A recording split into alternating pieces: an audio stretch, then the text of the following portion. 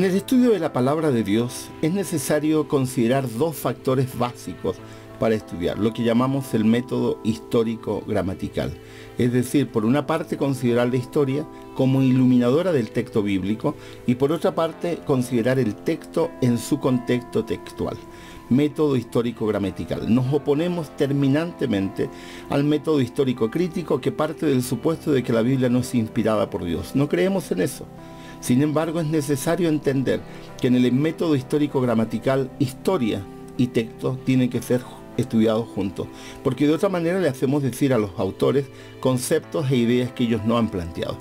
Esto es especialmente importante cuando analizamos algunos textos de la Biblia, como por ejemplo un texto que está en 1 de Timoteo, que ha sido utilizado históricamente como base para sostener que la mujer no puede enseñar ni predicar a los varones en la iglesia. Se sostiene que la mujer estaría invalidada porque Pablo en 1 de Timoteo 2:12, escribiendo sobre la situación particular que sufría la iglesia de Éfeso, habría dicho que las mujeres no deben enseñar y que deben callar. Bajo este presupuesto se sostiene que este planteamiento de Pablo es universal y no es particular. Y es interesante que solo son 2 versículos en toda la Biblia que dicen algo similar. 1 Timoteo 2:12 y un versículo que está en 1 Corintios capítulo 14. Y en base a eso se ha hecho toda una teología de hacer callar a las mujeres en la iglesia. Pero analicemos si es posible pensar eso. ¿Qué quiso decir Pablo exactamente? Muchos leen literalmente lo que llamamos el texto prueba y leen solo esa frase. No estudian ni la circunstancia ni el contexto histórico-cultural ni el contexto textual, lo que necesariamente va a llevar a un error.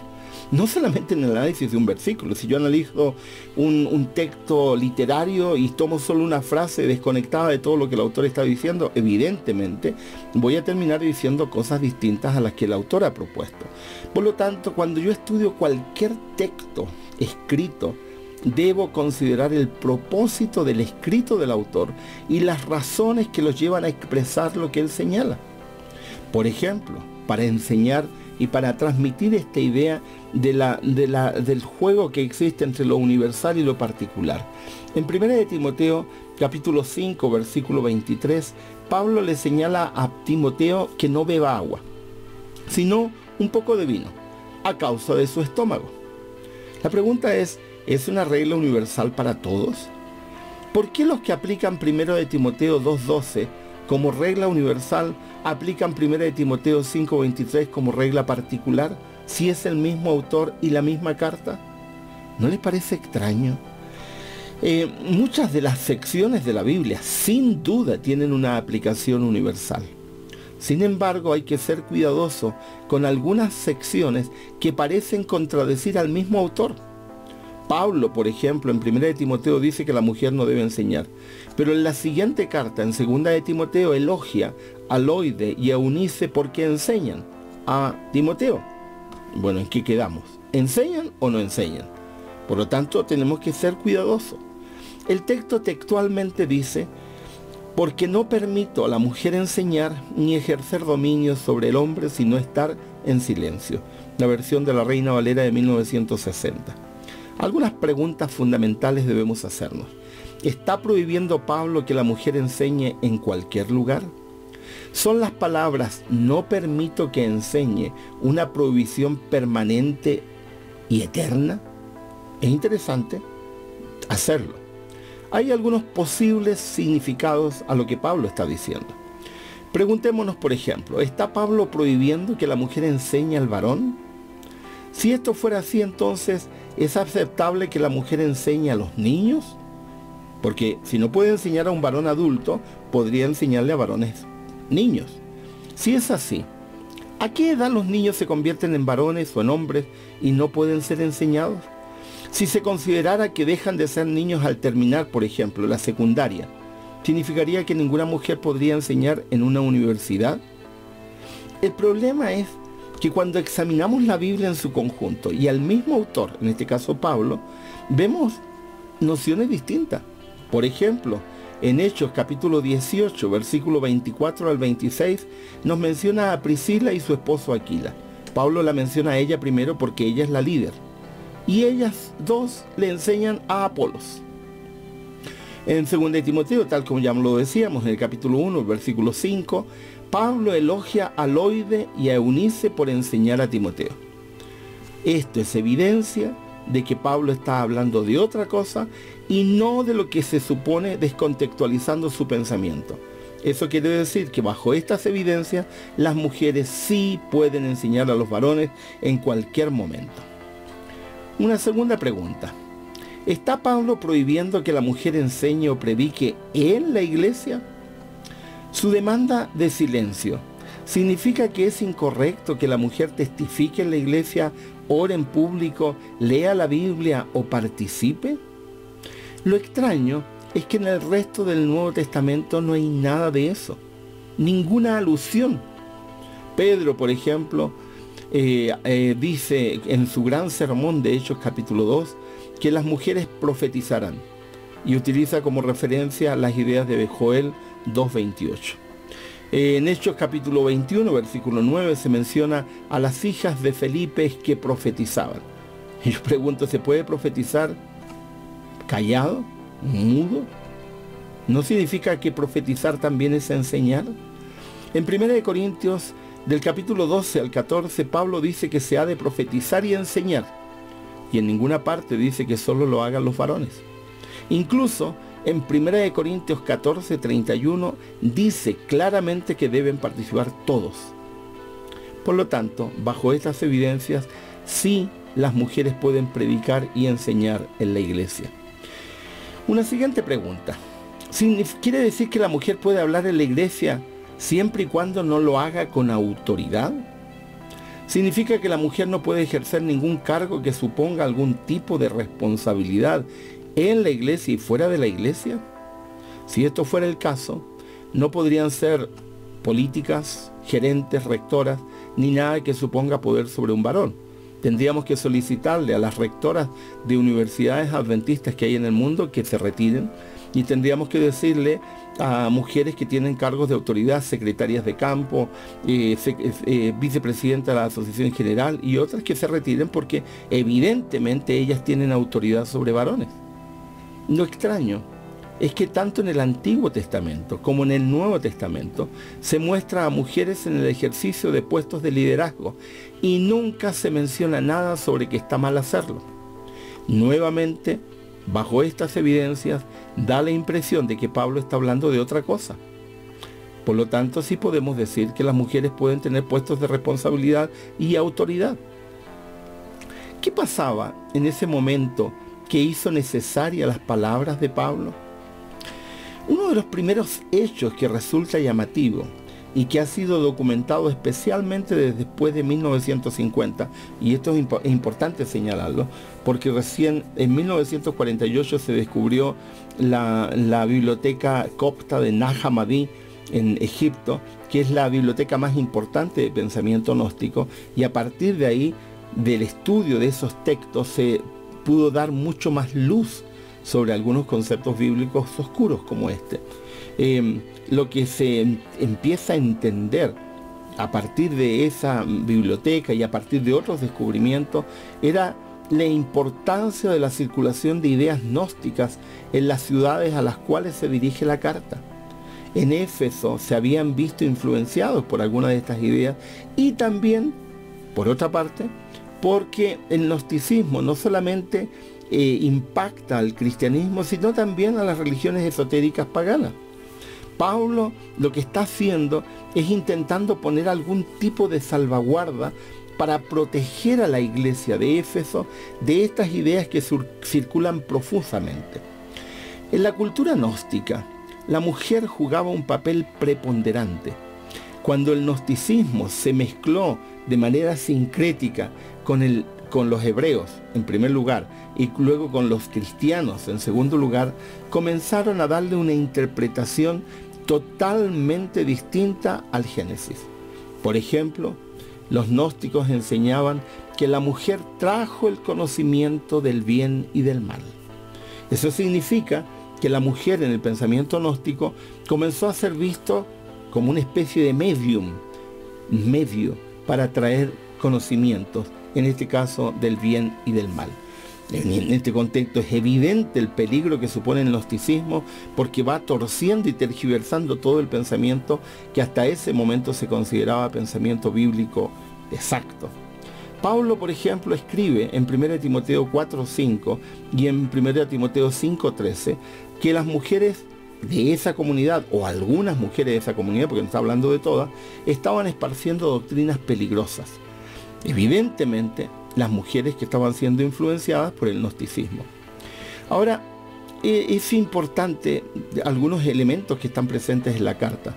En 1 Timoteo capítulo 1, versículo 3, Pablo dice textualmente: al partir para Macedonia, te encargué que permanecieras en Éfeso y les ordenaras a algunos supuestos maestros que dejen de enseñar doctrinas falsas. Y aquí tenemos que hacer un paréntesis, porque la palabra maestro ha sido traducida como una expresión masculina, y no es eso, no es esa la mejor traducción. El pronombre griego tis no indica género, así que Pablo está diciendo ordena a algunas personas, que involucra varones y mujeres, que dejen de enseñar doctrinas falsas. Ahora es evidente que algunas de esas personas son mujeres que están enseñando doctrinas falsas. El propósito, por lo tanto, principal de la epístola a Timoteo es corregir las enseñanzas antibíblicas que se han introducido en la iglesia y que han sido responsabilidad de algunas mujeres. En el libro Yo no soporto a una mujer, escrito por Richard y Catherine Clark Kruger, que han hecho el mejor estudio presentado sobre 1 Timoteo capítulo 2, señalan que ciertas prácticas cúlticas de adoración que involucraban el sacerdocio femenino de Diana habían invadido a la iglesia, porque evidentemente algunas de esas mujeres sacerdotisas del templo de Diana se hicieron cristianas. Dichas mujeres promovían ideas erróneas, por ejemplo, sobre el sexo y la espiritualidad. Ideas que están ligadas a nociones gnósticas. A ellas está refutando Pablo. Evidentemente no da todo el contexto. Y es evidente que Pablo no señala todos los pormenores. ¿Por qué? Porque se supone que Timoteo lo conoce. Nosotros tenemos una parte del diálogo. Tenemos lo que Pablo ha escrito, pero no tenemos lo que Timoteo escribe. Así que no podemos esperar que Pablo haga un desarrollo exhaustivo de todo lo que está ocurriendo, porque es una carta. Y es una carta donde tiene una contraparte, que es lo que Timoteo le ha explicado, lo que Timoteo le ha dicho. Así que evidentemente no va a dar todos los pormenores. Ahora, es interesante que en esta reinterpretación que hacen los gnósticos de la Escritura, hay un texto en la biblioteca de Nag Hammadi que reinterpreta el Génesis. Ellos dicen, los gnósticos, que las mujeres enseñaban que Eva, entre comillas, liberó al mundo cuando escuchó a la serpiente. ¿Se dan cuenta del error, del horror de interpretación? De allí la postura tan férrea, tan fuerte de Pablo, de que la mujer fue engañada. Está argumentando para refutar dicho concepto. ¿Qué significa la frase ni ejercer dominio sobre el hombre? Ahora es interesante cuando uno analiza el texto. No olviden que en el método histórico gramatical no estamos estudiando los textos a partir de la traducción, sino a partir del análisis del texto original. La palabra griega que se usa aquí y traducida como ejercer dominio es autenteo. Autenteo.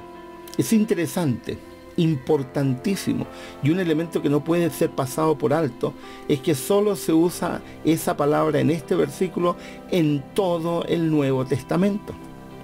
Normalmente la palabra para autoridad que se usa en el Nuevo Testamento es exusía, pero no la usa Pablo, está usando otra expresión. Ahora, la palabra autenteo en griego tiene una connotación muy fea.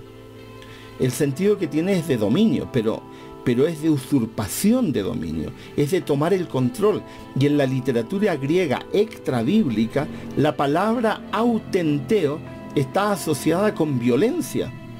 El uso de la expresión autenteo, por lo tanto, hace suponer que las mujeres que procedían del culto a Diana estaban usurpando la autoridad de los líderes.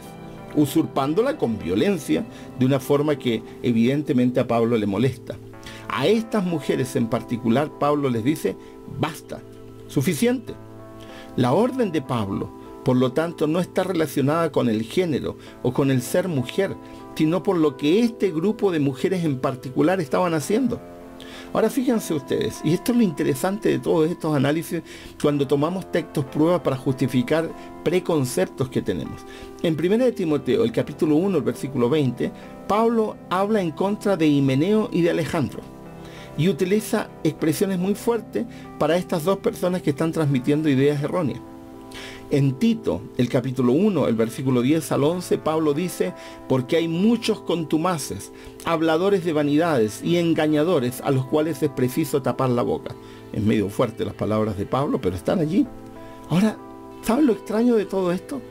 Es que nunca he leído ningún estudio donde digan que porque Pablo le llamó la atención a Himeneo y porque Pablo le llamó la atención a la gente a la cual está escribiendo en la carta de Tito, nunca se ha generalizado esta recomendación diciendo que todos los maestros varones deben estar callados. Pero cuando llegamos a un texto que habla de la mujer, entonces decimos, ¿todas las mujeres se callan? ¿Pero cómo es eso? ¿Por qué en una parte lo aplicamos de manera universal y en otra parte lo aplicamos de manera particular? Es evidente que Pablo está hablando de otra cosa y que está recomendando algo totalmente distinto. Ahora, en el equipo de Pablo, en el equipo que trabajaba más cerca con Pablo, había varones y mujeres que enseñaban. La Biblia menciona, por ejemplo, por mencionar en Romanos 16:3, en Romanos 16:1 menciona a Febe, en 16:3 menciona a Priscila y en 16:7 menciona a Junias. Ahora, sabiendo que en ese momento de la historia casi todas las mujeres eran ignorantes, porque se les impedía aprender, porque no podían aprender a leer, porque no tenían acceso a la educación, eran la mayoría iletradas y poco cultas. Pero estas mujeres tienen que haber sido sobresalientes, de hecho, extraordinarias para participar en el equipo de Pablo, y por eso Pablo las cita y las invita y las comisiona para que enseñen. De hecho, Pablo en 1 de Timoteo 2:11, versículo que casi nunca se cita, está diciendo que la mujer aprenda. Está llamando a las mujeres a aprender, cosa que para esa época es liberador, porque las mujeres no eran consideradas personas aptas para aprender, y Pablo está diciendo que la mujer aprenda en 1 de Timoteo 2:11. Por lo tanto, lo que tenemos acá en 1 de Timoteo es simplemente una cuestión de tipo local. Ha sido un error histórico de muchos intérpretes que toman textos aislados de su contexto histórico, cultural y textual, suponer que esta aplicación es de forma universal. Se le ha dicho por siglos a las mujeres que deben callarse en la iglesia, que tienen que estar atrás y que tienen que estar atrás de los varones porque no deben tener ningún tipo de autoridad, basado en 2 versículos de la Biblia. Y resulta que la Biblia no dice eso. Resulta que la Biblia está diciendo otra cosa. La comisión fue dada a todas y todos. El Jesucristo, cuando llama a la iglesia en Mateo 28 a predicar, no dice prediquen los varones y quédense calladas las mujeres. Por lo tanto, Pablo no puede estar contradiciendo a Jesucristo. Ahora es hora de creer en Cristo todos, varones y mujeres. Somos uno, sin diferencia, sin jerarquía, sin dones diferenciados por sexo. Somos todos llamados a participar de la misión. Pablo así lo entendió, pero tenía que poner orden en una situación particular. Tomar textos aislados, frases aisladas y darles connotaciones de tipo universal siempre produce muchos conflictos a la hora del estudio de la palabra de Dios. Que Dios les bendiga.